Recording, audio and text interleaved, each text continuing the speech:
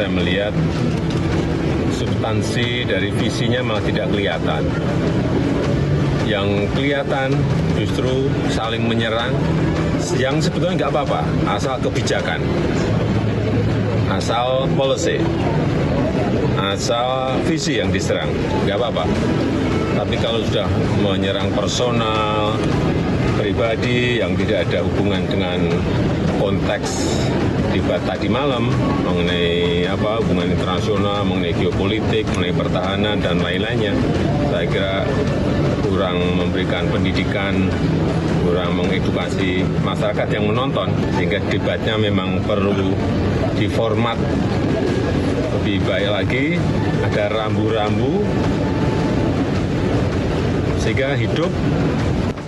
Saya berbicara untuk ketiga calon dan untuk perbaikan-perbaikan ke depan, juga untuk introspeksi kita semuanya, untuk evaluasi kita semuanya. Saya tidak berbicara satu calon atau dua calon. Ya.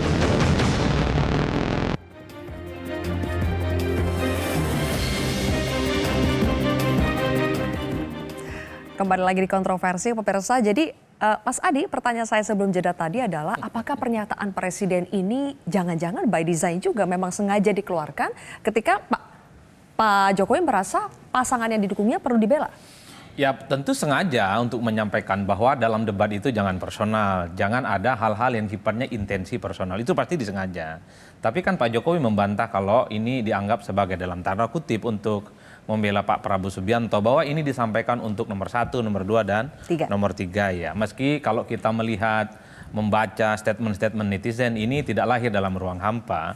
Karena waktu Caimin misalnya dihabisi dalam tanda kutip di debat Cawapres ataupun Pak Mahfud dianggap kalah oleh Gibran, tak ada yang membela bahwa ini debat misalnya tak boleh menggunakan singkatan-singkatan yang dipersulit, kan begitu. Ya, karena dia buat juga kayak gitu dulu. Saya kurang paham kalau itu. Yang ingin saya katakan adalah baik sebenarnya usulan dari Pak Jokowi bahwa ke depan ini debat disisa 2 kali, nggak bolehlah menggunakan istilah-istilah yang tidak dipahami orang dan sifatnya personal.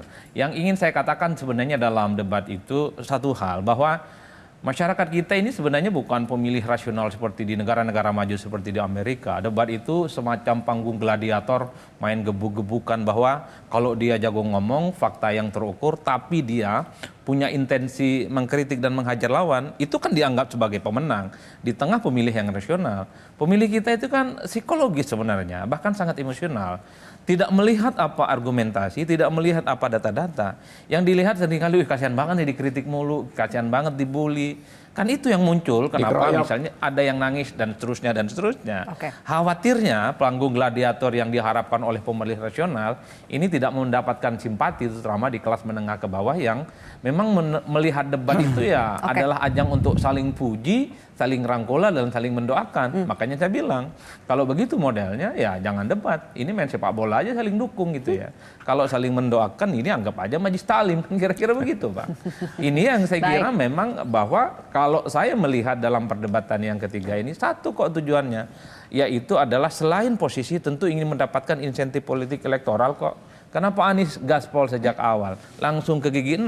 Bagi Anies tahu persis bagaimana untuk meningkat elektabilitas adalah menyasar pemilih-pemilih yang sangat anti dengan Jokowi, kecewa dengan Jokowi, yang kecewa dengan Pak Prabowo Subianto. Pak Ganjar sebenarnya ingin mendulang di antara dua posisi. Satu sisi berharap juga bahwa pemilih-pemilih Pak Jokowi yang ke Prabowo kembali lagi ke Pak Ganjar, dan pada saat yang bersamaan Pak Ganjar juga ingin menjelaskan kepada kelompok-kelompok rasional, Ganjar itu memiliki satu diferensiasi, yaitu tentang perbaikan yang ingin didapatkan. Sebenarnya Pak Prabowo Subianto berada di zona nyaman.